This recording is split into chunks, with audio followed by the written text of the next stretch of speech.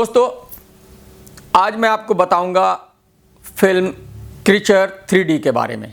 पहले तो मैं आपको ये बता दूं कि ये फिल्म सिर्फ विक्रम भट्ट जी ही बना सकते हैं। ये मेरे ख्याल में पिछले 5 साल से उसी तरह की फिल्में बनाते आ रहे हैं। बिपाशा अपने डैड के साथ कहीं शहर में रहती है। एक बिल्डर उनको परेशान करके उनका घर हथिया लेता है। इसलिए बिपाशा कहीं दूर एक पिकनिक स्पॉट पे एक होटल चलाती हैं। और उनकी बदकिस्मती देखिए कि उस होटल में एक ऐसा इंसान हैवान आ जाता है कि ना उसकी आत्मा को कभी शांति मिल सकती, ना वो मर सकता, ना जी सकता, ना वो जन्नत में जा सकता, ना वो जहन्नुम में जा सकता। और वहां जो भी गेस्ट उनके आते हैं उनको मारता रहता है। इससे बिपाशा बहुत परेशान है। 2 पुलिस वाले हैं, सिर्फ 2 ही पुलिस वाले हैं, एक हवलदार और एक उसका सीनियर। वो उसको पकड़ने की कोशिश करते हैं, बट जाहिर सी बात है वो कैसे पकड़ेंगे। मुकुल देव साहब एक प्रोफेसर हैं जो कहीं से उठकर अपने आप ही वहां आ जाते हैं और बिपाशा की लड़ाई में शामिल हो जाते हैं। क्यों, किस लिए, क्यों मरना चाहते हैं, ये किसी को नहीं पता। उसके बाद ऐसी ऐसी कहानी आगे बढ़ती है कि आय हाय, जो क्रीचर है वो गाड़ी को एक हाथ मारता है तो उड़ा देता है। वो कहीं मतलब आयरन में कहीं हाथ ऐसे घुसा के फाड़ देता है, बट कभी कभी एक लकड़ी का दरवाजा भी नहीं तोड़ पाता, क्योंकि उसके पीछे बिपाशा है, हीरोइन है। हीरो भी बीच में आता रहता है कुछ एक आध गाना वाना गाने के लिए। इन द एंड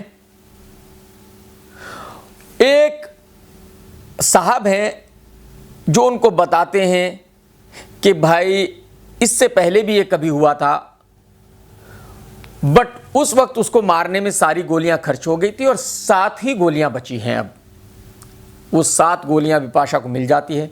उन 7 गोलियों से उसने क्रीचर को मारना है। एक बार सब लोग एक गुफा में जाते हैं जहां वो क्रीचर रहता है। सीढ़ी से उतर के सब एक एक करके सीढ़ी से उतरते हैं और जाते हैं, क्योंकि वहां जाने का रास्ता नहीं है। और वहां क्रीचर से लड़ाई होने लगती है। अब क्रीचर साला इतना सयाना है कि जब उस पर फायर करते हैं वो कूद जाता है, गोली उसको नहीं लगती। जानवर है बट अकल गजब की है उसकी। यानी विक्रम भट्ट साहब को यही पता नहीं था कि वो क्रीचर बनाना चाहते हैं या एक होशियार जानवर बनाना चाहते हैं या एक भूत बनाना चाहते हैं जो कहां से आता है, कहां जाता है। वो बड़े कंफ्यूज थे एक्चुअली जब वो स्क्रिप्ट लिख रहे थे।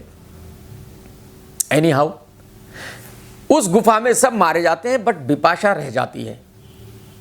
आए हाय, उस बिपाशा को बचाने के लिए हीरो जीप लेके गुफा के अंदर आ जाता है। यानी वो रास्ता कहां से उसने बनाया। और फिर जो 15 मिनट उस गुफा में रेस होती है जीप की और क्रीचर की, वाह वाह वाह।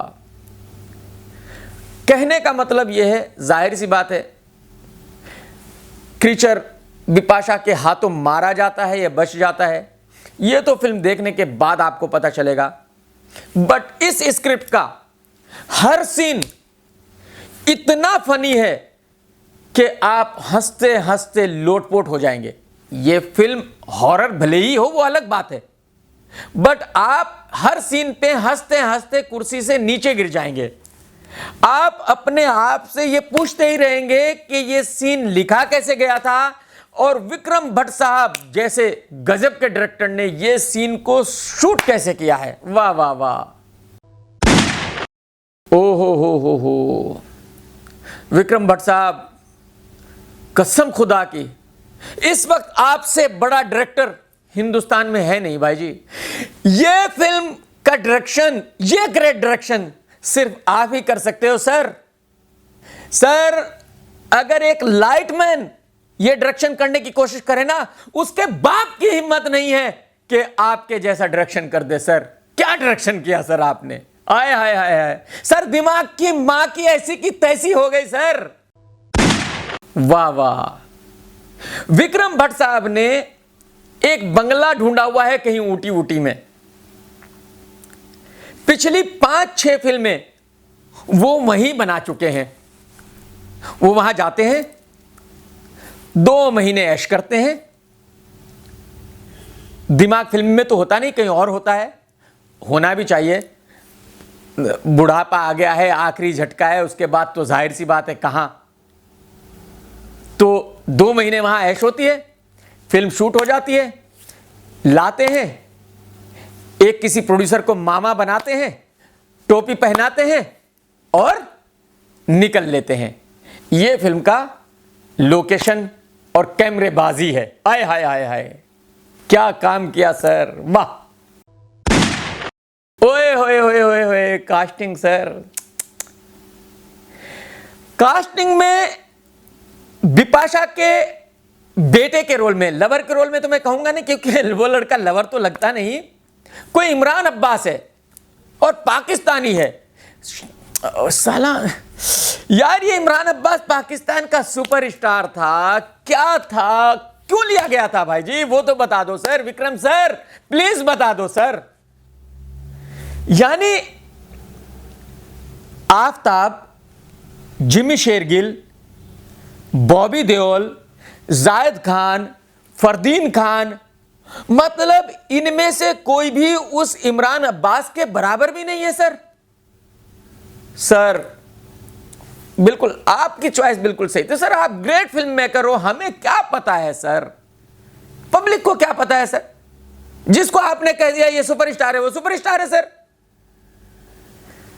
तो ये बिपाशा जी के बेटे के रोल में है। कुछ बड़े बड़े नाम से मुझे दिखे थे, अंकित तिवारी, ये वो, मिथुन, पता नहीं कौन कौन थे, बट इतना वाहियात, इतना घटिया म्यूजिक है कि आय हाय हाय हाय, कानों के मां के ऐसे की तैसी हो गई है। एक्टिंग बिपाशा जी ने ठीक ठाक की है। वो पिछले मेरे ख्याल में 4-5 साल से सिर्फ भूतिया फिल्म ही करती आ रही है। मुझे तो डाउट है कि उनको घर में भी भूत ना दिखने लगे हो, अब वो खुद को ही भूत ना महसूस करने लगी हो। अब इमरान अब्बास, उस लड़के को ना एक्टिंग आती है, ना उसको बोलना आता है, ना उसके चेहरे पे कोई एक्सप्रेशन है। वो क्यों फिल्म में है, मैं अगले 50 साल भी इस बात को समझ नहीं सकूंगा।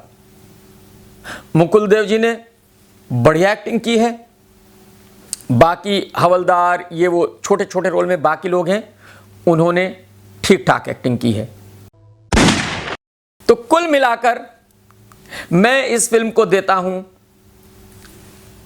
½ स्टार, और मेरी बिजनेस रेटिंग भी रहेगी हाफ, क्योंकि मैं ऐसा समझता हूं कि ये फिल्म 10 से 15 करोड़ के बीच में कहीं बिजनेस कर सकेगी।